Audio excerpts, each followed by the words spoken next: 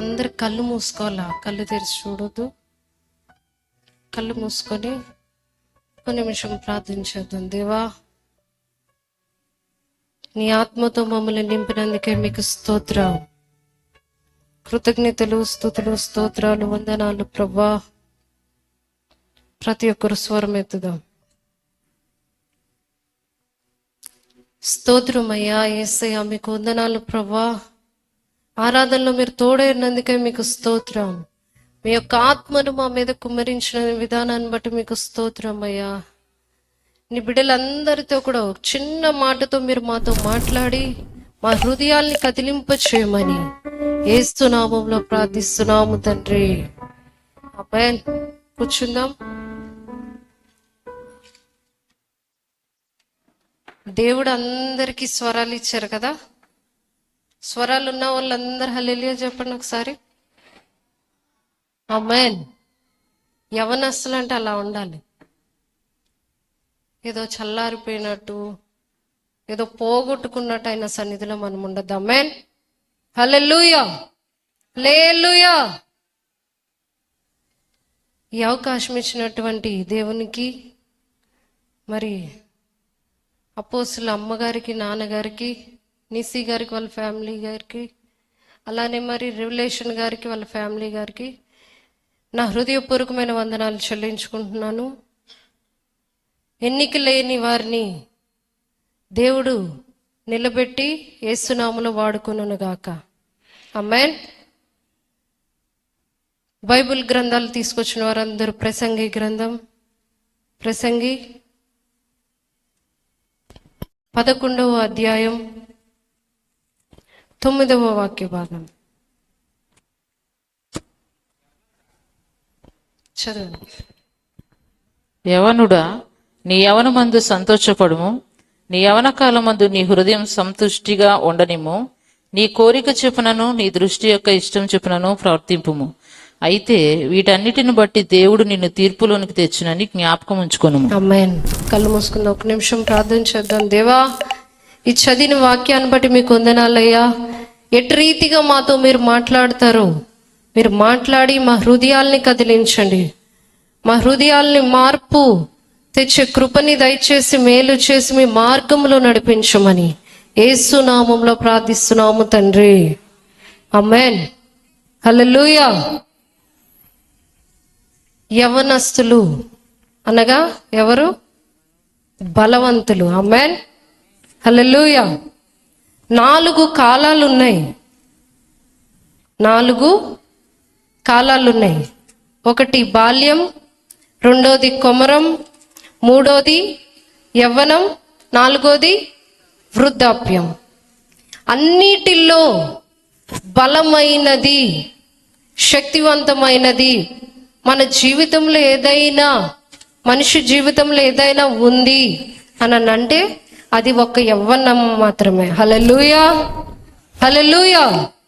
ఆ యవ్వన కాలము, యవ్వనము అంటే ఎందుకు బలవంతులు అని సెలవిస్తా ఉన్నారు. చాలా బలవంతులు, వాళ్ళు ఏదైనా చేయగలరు.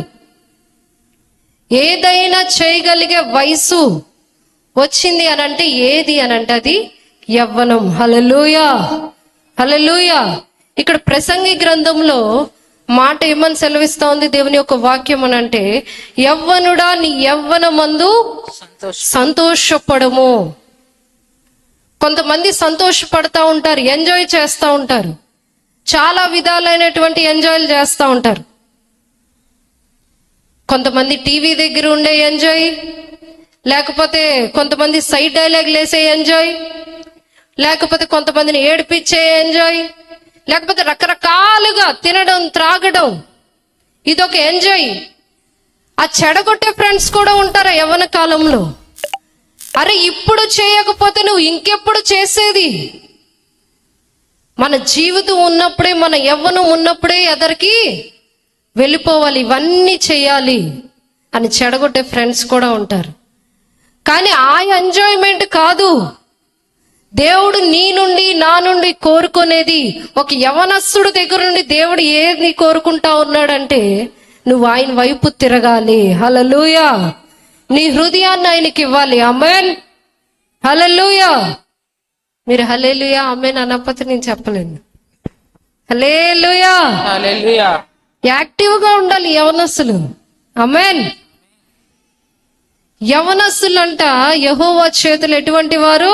బాణములు. బాణములు వంటి వారు. ఆమేన్. ఆమేన్. నువ్వు బాణం విసిరితే ఎదర అమ్మాయి పడిపోవాలి, అంతేనా? లేకపోతే అమ్మాయి బాణం విసిరితే అబ్బాయి పడిపోవాలా? ఇది కాదు. నీ యవ్వన కాలమందు దేవుని కోసం పరిగెట్టాలా. ఆమేన్. దేవుని పని చేయటానికి నువ్వు పరిగెట్టాలా. హల్లెలూయా. హల్లెలూయా. మన ఎంజాయ్మెంట్ ఏంటి తెలుసా? ఆయన రాజ్యాన్ని కట్టడమే. ఆమేన్. అనేక మంది యవనస్తులు లేవాలా. దేనికోసం లేవాలా? దేవుని యొక్క రాజ్యము కట్టడానికి లేవాలా. దేవుని యొక్క పని చేయడానికి లేవాలా. దేవుని యొక్క మందిరాలు కట్టేవారు, దేవుని యొక్క పరిచర్యలో ముందుండేవారు, దేవుని యొక్క పని చేసేవారు ముందుండాలా. యవనస్తులంటే అలా ఉండాలి. ఆమేన్. హల్లెలూయా. మన యవన కాలం ముందు సైతాను చాలా చాలా విధానాలు తీసుకొస్తా ఉంటది మన ముందుకి. అవి చెయ్యి, ఇవి చెయ్యి. ఈ లోకంలో ఉన్న ప్రతి ఒక్కటి కూడా యవ్వన కాలం ముందే మన ముందు ఉంచుతాడు సైతాన్. దేవుడు నీది ఎదుట 2 మార్గాల్ని పెట్టారు. ఏది? ఒకటి మంచి, ఒకటి చెడు. ఏ మార్గాన్ని ఈనాడు నువ్వు కోరుకుంటా ఉన్నావు? యవనస్తుడిగా ఉన్నావు, నీకు బలం ఉంది, తెలివి ఉంది, చక్కటి కాళ్ళనిచ్చాడు దేవుడు, చక్కటి చేతులనిచ్చాడు, చక్కటి నోరునిచ్చాడు, పని చేయటానికి శక్తినిచ్చాడు. మరి ఆయన పరిచర్యలో ముందుకు కొనసాగే వారిగా ఉన్నామో మనం? మరి నీ యవ్వన కాలం అంతా కూడా దేవుని కోసం పరిగెడతా ఉన్నావా, లోకం కోసం పరిగెడతా ఉన్నావా? హల్లెలూయా. దయచేసి గమనించుకోవాలి. నీ యవ్వన కాలంలో దేనికి నువ్వు టైం స్పెండ్ చేసి వృధా చేస్తా ఉన్నావు?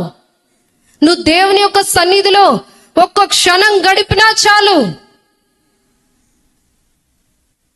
నీ జీవితం మార్చబడబోతుంది. హల్లెలూయా. నీ హృదయాన్ని ఆయనకి ఇవ్వాలి.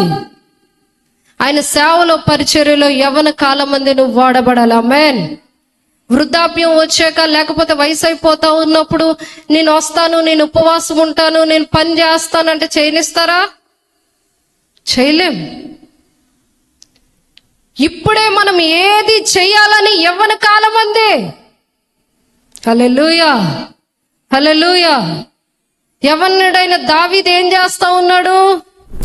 దేవుణ్ణి స్తుతిస్తా ఉన్నాడు, దేవుణ్ణి ఆరాధిస్తా ఉన్నాడు. ఎప్పుడెప్పుడు దేవుని స్తుతిస్తా ఉన్నాడు? కూర్చున్నా లేచినా దేవుని స్తుతిస్తానే ఉన్నాడు. హల్లెలూయా. ఇప్పుడు మనం కూర్చున్నా లేచినా మనకి ఏం కావాలి? ఫోన్ కావాలి, లేకపోతే ముచ్చట్లు కావాలి, లేకపోతే ఇన్స్టాగ్రామ్ రీల్స్ కావాలి. ఆ ఇన్స్టాగ్రామ్ రీల్స్ తీస్తూ ఉంటారు కొంతమంది యవనస్తులు. ఫిడ్స్ వస్తుంటే పెడతారు చూసారా మోకాలు. ఫిడ్స్ వచ్చేవాళ్ళు పాపం వాళ్ళకి నాలికి పక్కకు పోయి ఇలాగా చేతులు వంకర్లు పోతుంటాయి. ఆ రీల్స్ తీసేటప్పుడు నాకు ఒక్కొక్కసారి అనిపిస్తుంది, వీళ్ళు మంచిగా ఉన్న వాళ్ళు ఇన్స్టాగ్రామ్స్ రీల్స్ తీసుకుంటూ మొహాలు మూతులు ఎందుకు పక్కకు పోతా ఉన్నాయి? హల్లెలూయా. పాపం అనేది ఎక్కడో లేదంట, మన చేతిలోనే ఉంది, మన ఎదుటే ఉంచబడింది. హల్లెలూయా. యవనస్తుడని యోసేపు ఆంటీ గారు వచ్చారు. ఎవరూ లేరు ఇక్కడ, నాతో పాపం చేయి, ఎవరు చూడట్లేదు. నాతో పాపం చేస్తే ఏమైంది? నాతో మాట్లాడితే ఏమైంది? నాతో చాట్ చేస్తే ఏమైంది? అడుగుతా ఉంది. అడుగుతా ఉంటే పాపం చేశాడా? అవకాశం ఉండి కూడా పాపం చేయలేదు. ఆమేన్. హల్లెలూయా. యవనస్తులంటే అలా ఉండాలి. ఆమేన్. అక్కడ అవకాశం ఉంది, ఎవరికి చెప్పదు, ఎవరికి తెలీదు పాపం చేసినా. అయినా పాపానికి దూరంగా పారిపోయాడు. పాపానికి దూరంగా పారిపోయి శిక్షణ అనుభవించాడు. ఆ తర్వాత ఏమైంది? గొప్ప రాజుగా దేవుడు నిలబెట్టాడు. ఆమేన్. హల్లెలూయా. హల్లెలూయా. నువ్వు కూడా దేవునికి నీ జీవితాన్ని సమర్పించుకోవాలి. హల్లెలూయా, హల్లెలూయా. అలానే పేతురు గారు కూడా ఒక ఇంటికి వెళ్ళి మరి సువార్త చెప్తా ఉన్నప్పుడు ఆ ఇంటికి బానిసగా తెచ్చుకున్న ఒక రోదే అనే సహోదరి, ఆ చిన్నది అని రాయబడి ఉంటది బైబిల్లో. ఆమె ఏం చేసిందో తెలుసా? ఆమె ప్రార్థించే గుంపులో ఉందంట. తన పేతురు గారు చెరసాల్లో ఉన్నప్పుడు, తన సంఘ కాపరి చెరసాల్లో ఉన్నప్పుడు ఆవిడ ఒక అన్యురాలు. ఆమె ఒక అన్యురాలు, కాకపోతే క్రైస్తవ కుటుంబంలోనికి బానిసగా తీసుకురాబడింది. ఆ తీసుకురాబడిన తర్వాత వారు చెప్పే ప్రతిదీ కూడా విశ్వాసముతోటి వింటా ఉంది. వినటం వలన ఏం కలుగుతుంది? విశ్వాసం కలుగుతుంది. వింటా ఉంది. మనకులాగా అక్కడ ఇక్కడ తిరగట్లా. నన్ను బానిసగా తెచ్చుకున్నారని ఆ కుటుంబానికి మరి కీడు చేయట్లేదు. అక్కడుండి ఆయన ఏం చెప్తున్నారు వింటా ఉంది. అయితే ఒక రోజు పేతురు గారు చెరసాల్లో వేయబడినప్పుడు, అందరు కూడి ఏకముగా కూడి ప్రార్థిస్తా ఉన్నారు. ఎవరు? సంఘమంతా ఏకంగా కూడి ప్రార్థిస్తా ఉన్నారు. సంఘమంతా ఏకంగా కూడి ప్రార్థిస్తా ఉన్నప్పుడు ఆ మధ్యలో ఎవరుందంట? ఈ రోదే అనే యవనస్తురాలు ఉంది. హల్లెలూయా, హల్లెలూయా. ఆ యవనస్తురాలు ఏం చేస్తా ఉందంటే, ఎక్కడుందంటే టీవీల దగ్గర కూర్చోలేదు, సినిమా థియేటర్స్ లో లేదు, లేకపోతే ముసలమ్మ ముచ్చట్ల దగ్గర కూర్చోలేదు. ఎక్కడ ఉందంటే ప్రార్థన గుంపులో ఉంది. హల్లెలూయా, హల్లెలూయా. ఆ ప్రార్థన గుంపులో ఉండి ఆవిడ కూడా ఏం చేస్తా ఉందంట? తన సంఘ కాపరి కోసం ఏం చేస్తా ఉంది? ప్రార్థన చేస్తా ఉంది. ఆవిడెవరు? ఒక అన్యురాలు. హల్లెలూయా, హల్లెలూయా. ఆ యొక్క అన్యురాలు ఏం చేస్తా ఉందంటే ప్రార్థిస్తా ఉంది. అయ్యా, నా సేవకుడిని రక్షించండి, నా సేవకుడిని విడిపించండి. అక్కడ ఇక్కడ తిరగట్లేదు. ప్రార్థన చేస్తే ఏదైనా చేయగలిగిన శక్తిమంతుడని ఆవిడ తెలుసుకుంది. ఆ యవన బిడ్డ తెలుసుకుంది, ప్రార్థిస్తా ఉంది. మరి నువ్వు నేను ప్రార్థన చేస్తా ఉన్నామా? ఏదన్నా సమస్య వస్తే చాలు చేస్తారు కొంతమంది ప్రార్థన. ఎందుకు? శక్తి లేని ప్రార్థన ఎంత చేసినా, విశ్వాసము లేని ప్రార్థన ఎంత చేసినా వ్యర్థమే. అమ్మాయి అలా లేదు. ఆ రోదే ఏం చేస్తా ఉందంటే మోకరించి అత్యాశక్తితో వారందరూ కూడి ప్రార్థిస్తా ఉంటే ఆ గుంపులో ఉండి ప్రార్థిస్తా ఉంది. హల్లెలూయా. ఆ ప్రార్థిస్తుండగానే దేవుడు గొప్ప కార్యాన్ని అక్కడ చేశారు. ఆమేన్. మరి నువ్వు నేను ఎందుకు ఎంత ప్రార్థన చేసినా దేవుని యొక్క కార్యాలు చూడలేకపోతా ఉన్నాం, దేవుని యొక్క మేలులు పొందుకోలేకపోతున్నాం అంటే మనలో నిజంగా అత్యాశక్తితో ప్రార్థన చేసేది లేదనమాట. హల్లెలూయా. చెయ్యట్లేదు సరిగ్గా ప్రార్థన.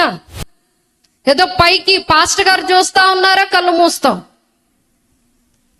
లేకపోతే పాస్టర్ గారు వచ్చేస్తా ఉన్నారని మోకరిస్తాం. ఇది కాదు, నిన్ను దేవుడు చూస్తున్నాడని ప్రేయర్ చేయ. హల్లెలూయా. నీ మాటలు దేవుడు వింటా ఉన్నాడు. నువ్వు ప్రార్థన చేసేటప్పుడు ఎవరితో నువ్వు మాట్లాడుతా ఉన్నావు? దేవునితో నువ్వు మాట్లాడుతా ఉన్నావు. హల్లెలూయా, హల్లెలూయా. ప్రార్థించే బిడ్డగా ఉండాలి. కొర్నేలు ఒక్కడే ప్రార్థిస్తా ఉన్నాడు. మనలో ఏకాంత ప్రార్థన ఉండాలి. అందరితో ఏకముగా కూడి ప్రార్థించే గుణగణాలు ఉండాలి. కొర్నేలు ఎలా ప్రార్థన చేస్తా ఉన్నాడు? ఏకాంతంగా వెళ్ళి ప్రార్థన చేస్తా ఉన్నాడు. ప్రార్థన చేస్తా ఉంటే అక్కడికి ఎవరు వచ్చారు? దేవదూతలు దిగొచ్చినాయి. హల్లెలూయా, హల్లెలూయా. కొర్నేలు ఇంటికి ఎవరు వచ్చారు? ఆయన ప్రార్థిస్తుండగా దేవదూతలను పంపించాడు దేవుడు. ఆమేన్, హల్లెలూయా. మరి నువ్వు నేను ప్రార్థిస్తుండగా ఎవరు వస్తున్నారు మన ఇంటికి? సైతాన్ వస్తా ఉందా? దేవుడు వస్తా ఉన్నారా మన ఇంటికి? నువ్వు ప్రేయర్ చేసి ఆయన్ని పిలుస్తా ఉన్నావా? ఆసక్తిగా భక్తిగా పిలుస్తా ఉన్నావా? హల్లెలూయా.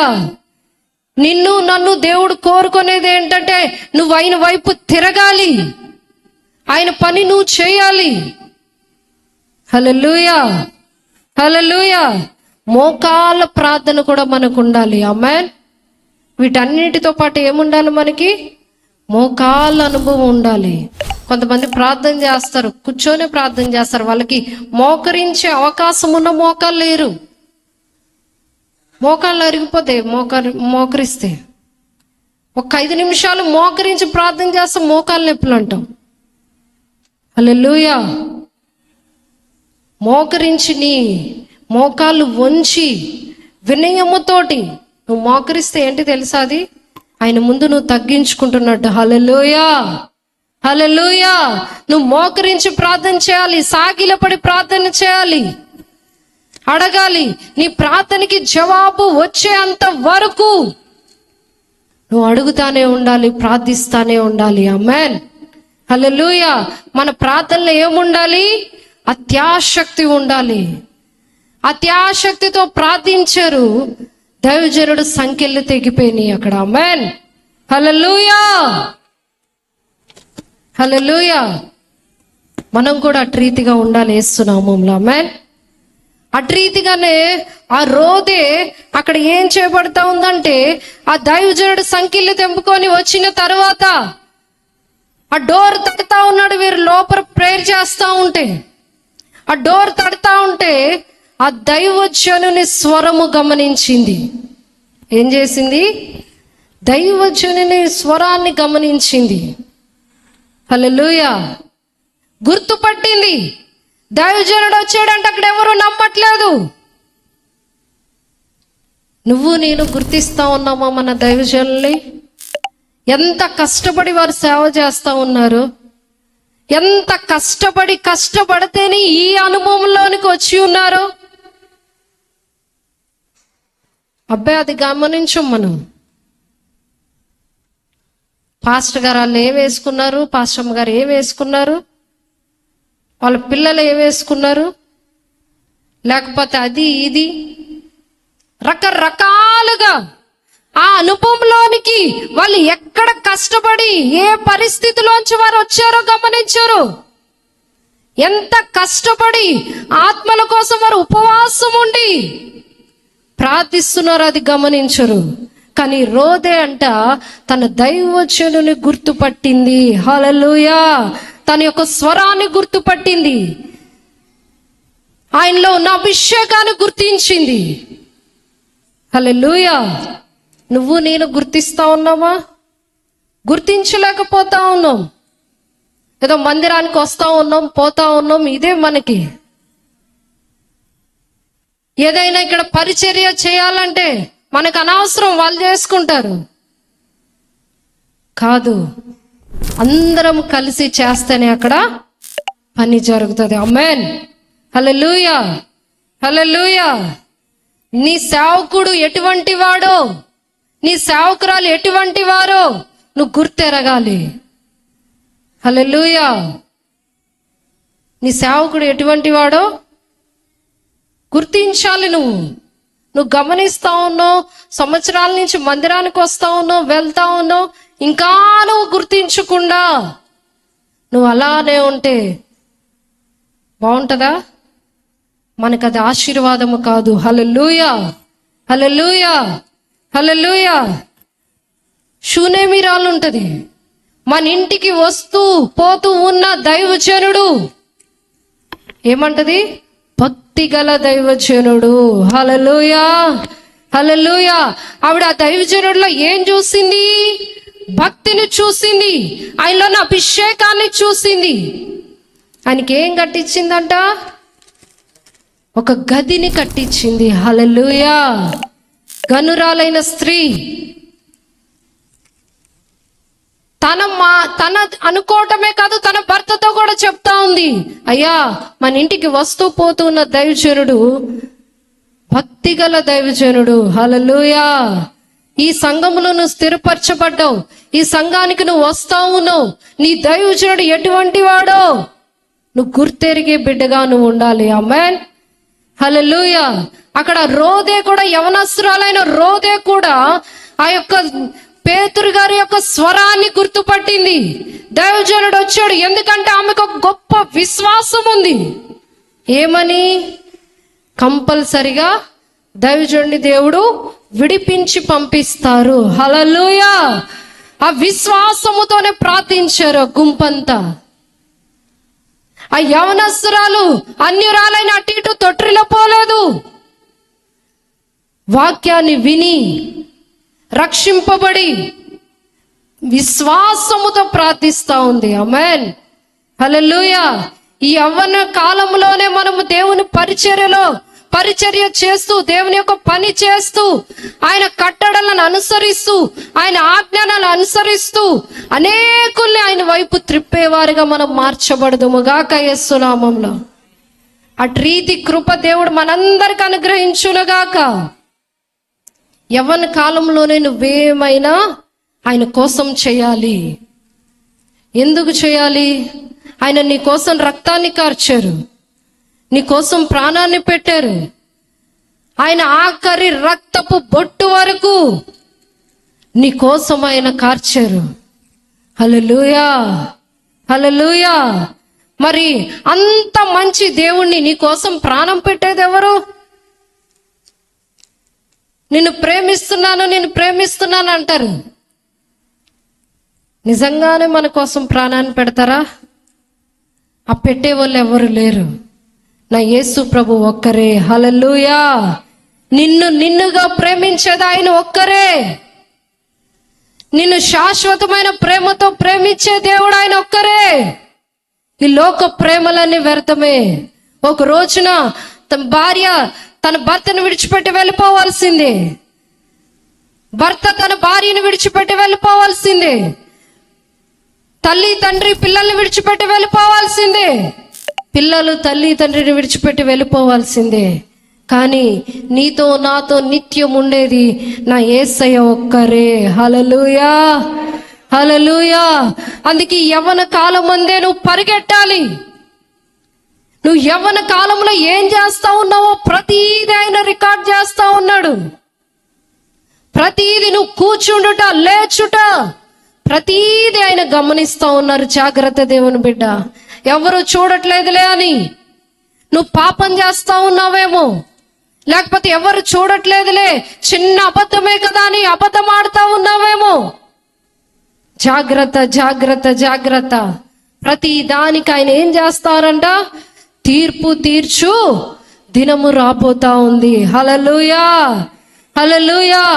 నువ్వు ఎక్కడ నువ్వు ఉండాలనుకుంటున్నావో, నీ స్థానం ఎక్కడా? నీకు పరలోకం కావాలంటే అందరు చేతులు ఎత్తుతారు.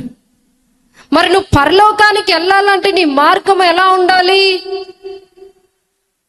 నువ్వు చేస్తున్న పనులు ఎటు రీతిగా ఉండాలి? కొంతమంది అంటారు చనిపోయాక చూడొచ్చులేండి, పరలోకం ఉందా నరకం ఉందా తర్వాత చూడొచ్చు. తర్వాత నువ్వు చూసేది నేను చూసేది ఏముంది? హల్లెలూయా, హల్లెలూయా. పరలోకం నరకము. నరకంలో పడితే ఆరని అగ్ని అది. హల్లెలూయా, హల్లెలూయా.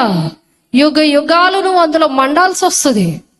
నువ్వు దేవుని మాట వినకపోతే, దేవునికి నువ్వు లోబడకపోతే, ఆయన ఆజ్ఞలు నువ్వు అనుసరించకపోతే, హల్లెలూయా, ఆరని అగ్నిలో వేయబడతారు. హల్లెలూయా. ఆయన చెప్పిన లేఖనాలన్నీ నెరవేర్చబడతా ఉంటాయి. ఇంకా పరలోకం ఉందా నరకం ఉంది ఈ సందేహంలోనే ఉంటా ఉన్నారు క్రైస్తవులు చాలా మంది. ఇది చేస్తే ఏమైంది, అది చేస్తే ఏమైంది, పర్లేదులే, ఈ ఒక్క పాపమే కదా. లేదు, ఆ ఒక్క పాపమే నిన్ను నిత్య నరకాగ్నికి నడిపిస్తా ఉంది. హల్లెలూయా, హల్లెలూయా. నీ పాపం చేసి దేవుని సన్నిధిలో ఒప్పుకుంటే, విడిచిపెట్టేస్తే, ఒకసారి విడిచిపెట్టేసి మరలా మరలా మరలా దాని వైపే నువ్వు తిరుగుతా ఉన్నావు అనుకో, దేవుడు క్షమిస్తాడా? క్షమించరు. హల్లెలూయా. తెలిసి నువ్వు పాపం చేయొద్దు, తెలిసి మనము ఆ మార్గంలో నడవద్దు. దేవుడు నీ నుండి నా నుండి కోరుకునేది ఏంటంటే, నువ్వు ఆయన వైపు పూర్తిగా తిరగాలి, నిన్ను నువ్వు ఆయనకి సమర్పించేసుకోవాలి. హల్లెలూయా, హల్లెలూయా. ఈ లోకంలో అన్ని రంగురంగులుగానే కనపడతాయి. దేని జోలికి నువ్వు వెళ్ళొద్దు. అవన్నీ జయించుకుంటూరా. ఎవరి కోసం? నా కోసం, నీ కోసమే. మనం ఎక్కడుండాలని? పరలోకంలో ఆయన రాజ్యంలో ఉండాలని. హల్లెలూయా, హల్లెలూయా. మేము చిన్నప్పుడు నాకు మ్యారేజ్ అయ్యేంత వరకు మా ఇంట్లో టీవీ లేదు. మేము కొనుక్కోలేక కాదు. మా నాన్నగారు మా అమ్మగారు అనేవారు, అందరు మా ఫ్రెండ్స్ అందరు అడిగేవారు, నువ్వు పలానా సినిమా చూసావా అని. మాకు అవన్నీ తెలీదు. మా ఇంట్లో టీవీయే లేదంటే, టీవీ లేదా మీకు? అదేంటి? ఎక్కిరించేవారు, నవ్వేవారు. ఇంటికి వచ్చి డాడీ మమ్మీకి చెప్పేవాళ్ళం, ఏడ్చేవాళ్ళం, టీవీ కొనొచ్చు కదా అని. ఒకటే మాట అన్నారు, మేము బయటికి వెళ్తే మీరు ఆ టీవీలో ఏం చూస్తున్నారో తెలీదు. సైతాను ఎటు రీతిగా అయినా లాగుతాడు. మా ఇంటికి ఎవరైనా బ్రదర్స్ అన్న వాళ్ళు వస్తే, అన్న పక్కన కూర్చుంటే మా అమ్మగారు కళ్ళెర్ర చేసేవారు. ఇలా అన్న వచ్చి మా పక్కన కూర్చున్నా మాకే ప్రాబ్లం, మేమే అన్న పక్కన కూర్చున్నా మాకే ప్రాబ్లం. కళ్ళు ఇలా ఎర్ర చేయగానే టక్కన లెగిసి వెళ్ళిపోయేవాళ్ళు. హల్లెలూయా. ఎందుకు ఇలా చేస్తా ఉన్నారు అని మేము ఒక్క సర్టన్ ఏజ్కి వచ్చేటప్పటికి ఆలోచిస్తే మాకే ఆశ్చర్యం కలుగుతూ ఉంటుంది. ఆ దారిలో వారు నడిపించారు కాబట్టే ఈ రోజుని ఈ మార్గంలో నడుస్తా ఉన్నాం. ఆమేన్, హల్లెలూయా. ఇప్పుడు టీవీ వచ్చిందండి మా ఇంట్లో. హల్లెలూయా. ఫోన్స్ లేవు, టీవీలు లేవు, ఎటు వెళ్ళకూడదు, ఇంట్లోనే ఉండాలి, ప్రేయర్ చేయాలి, ప్రేయర్లో నడిపించాలి, చర్చి చూసుకోవాలి, ప్రేయర్ నడిపించుకోవాలి. మరలా ఆ చిన్న వయసులోనే మా నాన్నగారు నన్ను సువార్తకు పంపించేవారు. ఇంటింటికి వెళ్ళి ఆ కడపత్రాలు ఇచ్చి సువార్త చెప్పి దేవుని వైపు త్రిప్పాలి నువ్వు అని వెళ్ళేదాన్ని. కొంతమంది సిస్టర్స్ని తీసుకొని వెళ్ళేదాన్ని. వెళ్తే కొంతమంది అనేవారు, నువ్వు గుమ్మం దిగి మాట్లాడు, నువ్వు రావద్దు, అసలు పైకి ఎక్కొద్దు నువ్వు. డాడీ ఇంటికి వచ్చి, డాడీ ఇలా అంటా ఉన్నారు, నేను వెళ్ళను, ఇదే సేవ అంటే అని చెప్పారు. హల్లెలూయా, హల్లెలూయా. నువ్వు ఇప్పుడు యవ్వన కాలంలో కష్టపడకపోతే దేవుని కోసం ఎప్పుడు కష్టపడతావు? ఎప్పుడు ముందుకెళ్తావు? నీ వయసు అయిపోయాక వెళ్తావా? లేకపోతే పళ్ళన్నీ ఊడిపోయాక నేను పాటలు పాడతాను, ఆరాధన చేస్తాను? హల్లెలూయా. కుదరదు. నీ యవ్వన కాలం అందే నీ సమయాన్ని వృధా చేసుకోకు. దినములు చెడ్డవి గనుక నువ్వు సమయాన్ని పోనీక నువ్వు ఆయన వైపు పూర్తిగా తిరగాలి. నిన్ను నువ్వు ఆయనకి సమర్పించేసుకోవాలి. హల్లెలూయా. ఎప్పుడైతే మనం ఆయనకి సమర్పించుకుంటామో మన జీవితాల్లో దేవుడు గొప్ప కార్యాలు చేస్తారు, ఊహించిన మేలులు చేస్తారు. హల్లెలూయా, హల్లెలూయా. ఇవన్నిటికీ కూడా ఈ లోకంలో ఉన్న అన్నిటికీ మనం దూరంగా ఉండాలి. రకరకాలుగా సైతాను మన ముందుకు తెచ్చి నిలబెడతాడు, కానీ వాటన్నిటినీ జయించుకొని వస్తేనే దేవుని యొక్క రాజ్యంలో మనం సంతోషంగా ఉండగలం. ఆమేన్, హల్లెలూయా. ఆయన రాజ్యాన్ని చేరుకోగలం. అంతేకాని నీ యొక్క యవ్వనాన్ని పాడు చేసుకోకు, నీ యొక్క యవ్వన సమయాన్ని వృధా చేసుకోకు. నీ యవ్వన కాలం అంతా కూడా ఆయన సన్నిధిలో ఉంటూ, ఆయన సేవలో, పరిచర్యలో వాడబడుతూ ఆయన రాకడికి మనం సిద్ధపడదుము గాక. ఆమేన్. కొద్ది మాటలు దేవుడు దీవించి మన హృదయాల్లో భద్రపరచును గాక. ఆమేన్. కళ్ళు మూసుకుందాం, ప్రార్థన చేద్దాం.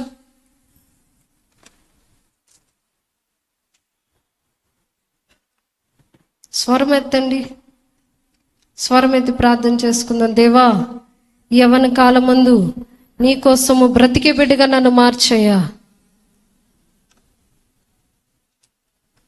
స్వరమెత్తాలి, యవనస్తులందరూ స్వరమెత్తండి.